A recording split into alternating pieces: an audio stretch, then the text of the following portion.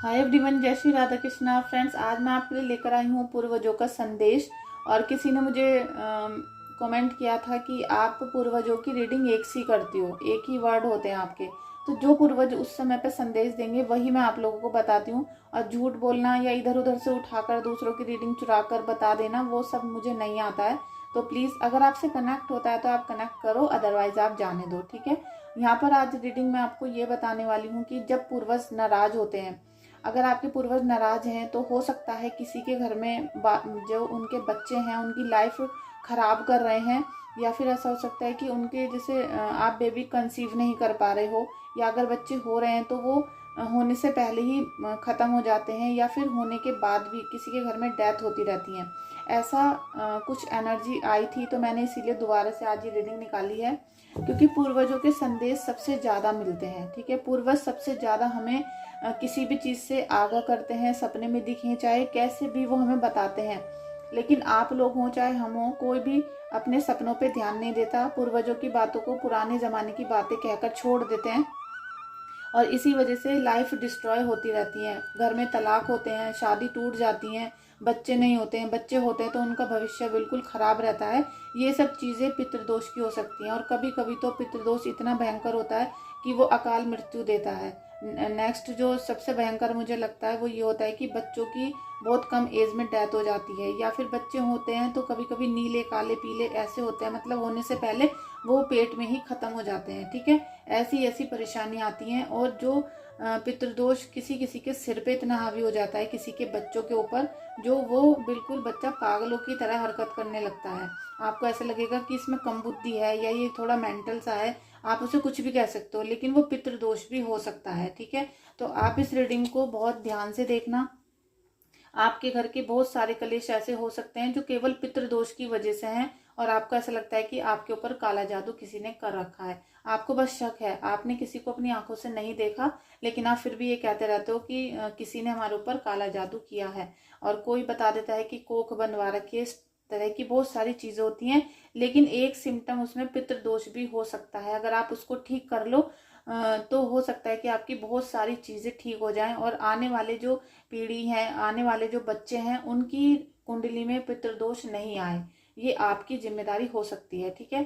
Thank you so much everyone. Please reading को पूरा देखना और प्लीज़ मेरे चैनल को सब्सक्राइब कर लो, लाइक कर लो, और कोई भी कमेंट आप कर सकते हो। फ्रेंड्स, जब भी आप रीडिंग देखते हो पितरों की, तो स्पेशली कृष्णा जी को धन्यवाद करना। ओम नमो भगवते वासुदेवाय नमः। पहला हमने कार्ड ले लिया है पितरों का।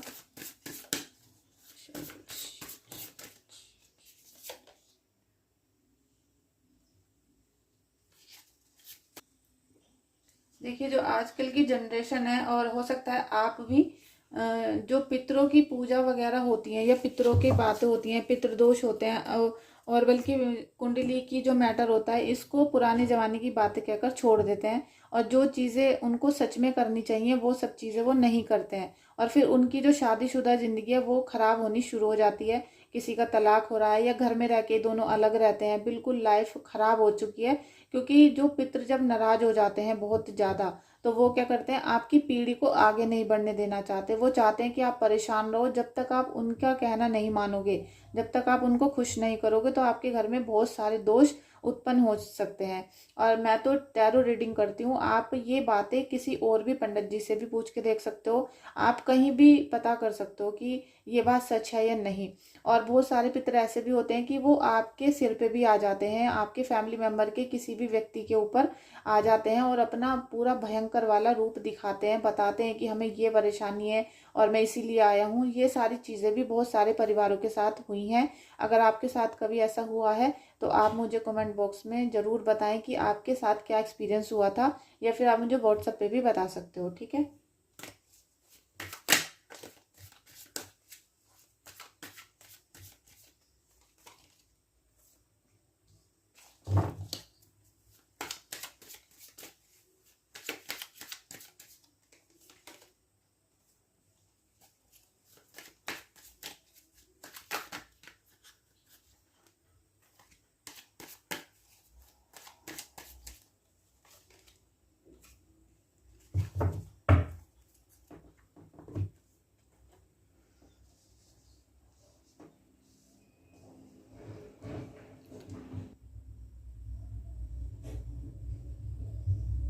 फ्रेंड्स, सबसे पहले मैं आपको ये बताना चाहती हूँ कि देखिए, जब हम टैरो रीडिंग करते हैं तो ये जनरल रीडिंग होती है और टाइमलेस रीडिंग होती है। आप इसे कभी भी देखोगे, आपसे कनेक्ट हो सकती है, लेकिन पूरा पार्ट कनेक्ट हो ऐसा नहीं है। जितना पार्ट आपसे कनेक्ट होता है उतना पार्ट आप क्लेम करो, कनेक्ट करो, ठीक है। लेकिन जितना आपसे नहीं होता है रिलेट, उसे आप छोड़ दो।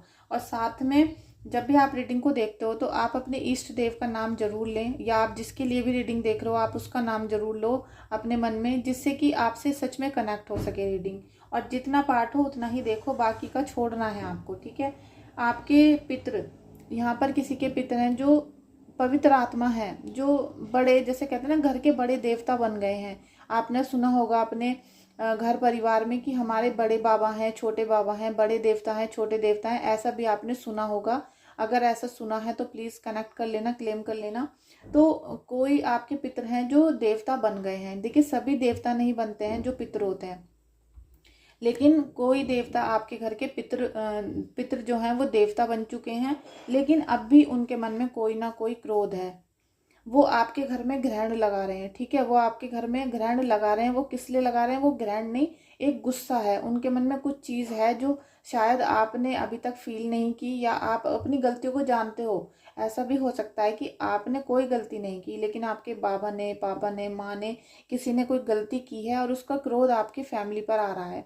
तो ये सब चीज़ें होती हैं जो आपको अपने फैमिली में बैठकर डिस्कस करनी चाहिए कि क्या हुआ था, या हमारे घर के जो बुजुर्ग हैं उनकी डेथ कैसे हुई थी सबकी, कोई घर में मिसकैरेज तो नहीं हुआ था। आपके भी और आपकी वाइफ के भी, दोनों के परिवार को देखना बहुत ज़रूरी होता है, ठीक है।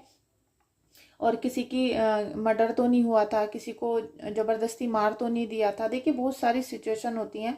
तो आप अपने घर का जरूर ये सब चीज़ें चेक करो। 10-15 मिनट रखते हैं, अपने बड़ों के साथ बैठो और पता करो, क्योंकि जो आपके घर के बड़े देवता बन चुके हैं, आप उनकी पूजा भी करते हो, श्राद्ध भी करते होंगे, क्योंकि बहुत सारे लोग कहते हैं कि हम श्राद्ध वगैरह सब करते हैं।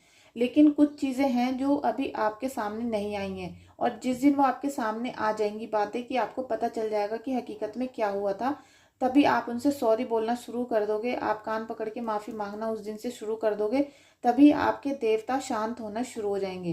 क्योंकि कोई भी जब यूनिवर्स में चला जाता है तो केवल हम अपनी शांति के लिए, अपने दिल की तसल्ली के लिए खाना, कपड़े, इस तरह का चीज़ें देते हैं, और हम उनको खुश करने के लिए बहुत सारे दान बाहर करते हैं, पंडितों को देते हैं, या फिर किसी दुखी व्यक्ति को देते हैं, गरीब व्यक्ति को देते हैं। तो ये सब हमारे मन की तसल्ली होती है कि हमने ये सब चीज़ें दान कर दी उनको खुश करने के लिए। वो भी कहीं ना कहीं से हमें देख रहे होते हैं, वो भी खुश होते हैं। लेकिन जो असली हमारा काम है वो अपने देवताओं से, अपने बड़ों से क्षमा मांगने का। क्योंकि जब बच्चा होता है, गलती करे ना करे, फिर भी वो अपनी मम्मी से सॉरी बोल देता है, और मम्मी को हंसी आ जाती है और वो उसको माफ़ कर देती है, ठीक है। यही चीज़, यही जो पैटर्न है, यही जो फार्मूला है, यही पितरों का है।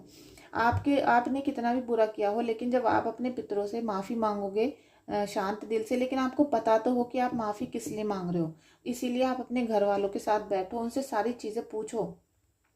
क्योंकि ये जो व्यक्ति है ये बहुत प्योर सोल है, क्यों, इसीलिए मैंने कहा कि आपके देवता पितृ, जो पितृ हैं वो देवता की उपाधि ले चुके हैं। हो सकता है आपने भी दे दी हो उनको देवताओं की उपाधि, और वो फिर भी कहीं ना कहीं आपकी तरफ से आंखें बंद करे हुए हैं। कहीं ना कहीं उनका आशीर्वाद आपको नहीं मिल रहा है, क्योंकि उस गुस्से की वजह से ना तो वो देखना चाहते हैं कि आपके ऊपर क्या परेशानी आ रही है, ना ही वो आपके घर में जो परेशानी आ रही है उसको दूर कर पा रहे हैं। तो ये सारी चीज़ें बहुत मैटर करती हैं। आपको देवता बता रहे हैं, ईश्वर बताते हैं, आपको गाइडेंस मिल रही है कि जो भी चीज़ें आपके अभी तक लाइफ को झेला है, जो भी परेशानियां, जो भी दिक्कत आ रही हैं, उनको पीछे छोड़ो। जैसे एक नाग होता है, वो अपने अपनी कैंचली को छोड़ता रहता है, देखा आपने, अपनी स्किन को छोड़ देता है और फिर नए जीवन में प्रवेश कर जाता है, नए वातावरण में दोबारा से उसकी स्किन अच्छी हो जाती है और ठीक हो जाती है। तो इसी तरीके से आपको भी करना है। आपके घर में जब भी आप पूजा पाठ करते हो तो 1 गिलास दूध नाग देवता का जरूर निकालो, जिससे आपके पितृ शांत हो। साथ में अपने पुराने जीवन को छोड़ दो, जैसा अभी तक आप कर रहे थे उसे छोड़ो। अब आगे बढ़ने की आपको कोशिश करनी चाहिए। आपके पितृ बहुत गुस्सा हैं, इसीलिए आपको हाई प्रीस्ट का कार्ड आया है, कि डेथ का कार्ड आया है, ठीक है। डेथ का कार्ड अगर ये ओरिजिनल आता, सीधा आता तो ठीक होता। ये आया है रिवर्स में, ठीक है। रिवर्स में आने का मतलब है कि घर में परेशानियां बरकरार हैं, कोई भी परेशानी घर से जाने का नाम नहीं ले रही है। और जैसे कहते हैं ना डेविल आपके घर में बिल्कुल बैठा हुआ है, और वो डेविल नहीं है, ऐसा भी हो सकता है कि आपके घर में पितरों का क्रोध है और उस क्रोध की वजह से सारी चीज़ें खराब हो रही हैं। कोई ना कोई अकाल मृत्यु में जिनकी डेथ हो जाती है, वो जो आत्माएं होती हैं, अतृप्त आत्माएं, वो भटकती रहती हैं। वो ही अपने भाई के, भाभी के, बच्चों के, उनके सिर पे आ जाते हैं और वो घर में भयंकर भूचाल मचाते रहते हैं। आप इस बात को चेक करना, अगर आपके साथ ऐसा है तो कनेक्ट करके क्लेम कर लेना।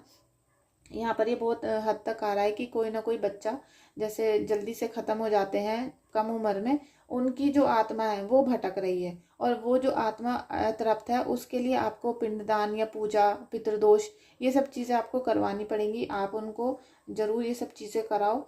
जो भी आप चीज़ें करोगे, जो भी अब आप करना शुरू करोगे, उसका फल आपको मिलना शुरू होगा। यहाँ पितृदेव, एंसेस्टर्स आपको गाइडेंस देंगे, और उस गाइडेंस के ऊपर जब आप चलोगे तो आपका जीवन सरल होना शुरू हो जाएगा। जो भी घर में परेशानी है, क्योंकि डेथ का कार्ड जब ये कि आपके घर में सारी चीज़ें खराब हो चुकी हैं, चाहे वो रिलेशनशिप हो, पैसा हो, कर्जा हो, बिजनेस हो, जॉब हो, या आपके घर में जैसे घर सेल हो जाता है, मकान नहीं है रहने के लिए, छत्र छाया रह चली गई है, हर चीज़, बच्चों की लाइफ हो, आपकी लाइफ हो, सब चीज़ें आपकी डिस्ट्रॉय हो रही हैं। कोई एक चीज़ ऐसी नहीं है जो आप मुझसे अभी बता सको कि आपका सब कुछ ठीक है। यहाँ किसी की कनेक्टिविटी इतनी ज़्यादा खराब आ रही है, तो उसके लिए आपको अपना पितृदोष का निवारण करना पड़ेगा फ्रेंड्स। और जैसा मैंने पिछली वीडियोस में भी आपको बताया है पूर्वजों का, आप उसको भी करो, ठीक है। क्योंकि जो जैसे आपको कोई 10-20 हज़ार का उपाय बता देता है तो वो तो सबको अच्छा लगता है, लेकिन जो कोई फ्री का उपाय बताता है, जैसे मैंने आपको हर वीडियो में बता रखा है कि आप कौवों को डेली खाना खिलाना शुरू करो, तो आपके बहुत सारी जो कष्ट हैं वो दूर होना शुरू हो जाएंगे। आप उस काम को करो, और जो अभी परेशानी है इसके लिए आपको बहुत मैटर है, बहुत ज़्यादा आपको स्ट्रगल करना पड़ेगा। फ्रेंड्स, अगर आपको अपने जीवन में सुख शांति चाहिए, जो सुख शांति बिल्कुल खराब है, जैसे ही घर के अंदर आते हो सिर में दर्द हो जाता होगा, किसी की बात सुनने तक का भी मन नहीं करता होगा, अगर कोई बोलना भी चाह रहा होगा तो आपके पहले ही सिर में दर्द होना शुरू हो जाएगा, आपको लगेगा बस चुप रहो, कोई बोले ना आपसे। इतनी निगेटिविटी अगर आपके मन में भरी हुई है तो वो सब चीज़ें निकल सकती हैं। बिल्कुल पॉसिबल है कि आपके घर से हर निगेटिविटी बाहर चली जाए, बस आपको थोड़ा सा ध्यान करने की यहाँ ज़रूरत है।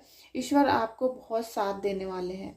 अभी कुछ ही टाइम बाद आप देख सकते हो, 3 महीने या लगा लो आप 3 हफ्ते बाद आपको कुछ ना कुछ ऐसी न्यूज़ मिलेगी जिसमें आपको ईश्वर का आशीर्वाद मिलेगा, ठीक है। आपके पितरों का आशीर्वाद भी हो सकता है। और जैसे मैंने आपको पहले और दूसरे कार्ड में बताया कि आप अपने घर वालों से बात करो, जो भी कंडीशन है उन पे खुल के आप सलाह मशविरा करो, सारी चीज़ों को जानो। क्योंकि अगर कोई नई बहू भी आई है आपके घर में तो उसका भी पूरा हक है अपनी फैमिली के बारे में सब कुछ जानने का, क्योंकि जब तक प्रॉब्लम नहीं पता होगी तब तक सॉल्यूशन नहीं निकलेगा।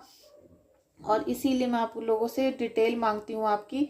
आप लोगों के कमेंट आते हैं व्हाट्सएप पे कि हमारा ब्लैक मैजिक हटा दो।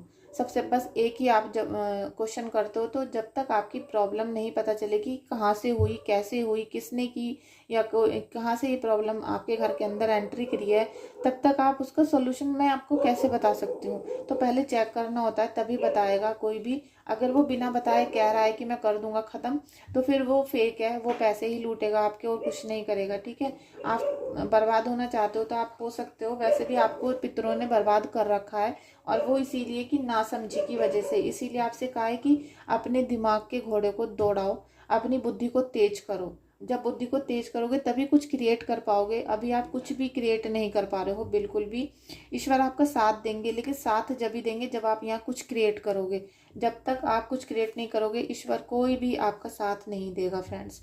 तो प्लीज़ आप इन चीज़ों पे जो छोटी छोटी हैं पितरों की, इन पे थोड़ा सा गौर करके अपने पूर्वजों का संदेश सुन सकते हो। फिर आपको डायरेक्ट सपने दिखना शुरू हो जाएंगे, जो भी वो चाहते हैं कोई ना कोई आपको बताएगा, और आपको समझ आने लगेगा कि ये पितरों का संदेश है, ठीक है। और वो जैसे भी अगर आपके घर में किसी के ऊपर आ भी गए हैं तो वो अपना स्थान छोड़कर, आपके बॉडी को छोड़कर चले जाएंगे और आपको आशीर्वाद देकर जाएंगे। लेकिन अगर वो आपके घर में किसी की बॉडी पर आ रहे हैं तो वो उसको पागल भी कर सकते हैं, वो उसको बर्बाद भी कर सकते हैं, वो उसको अपने साथ लेकर भी जा सकते हैं, कुछ भी आपके घर में वो कर सकते हैं, क्योंकि उन पे पूरी पावर है। वो पहले उनका ही घर था, बाद में आपका घर हुआ है। तो ये छोटी छोटी चीज़ें आप सोचो समझो, और उसी तरीके से इन सब चीज़ों को क्रिएट करना है आपको, ठीक है।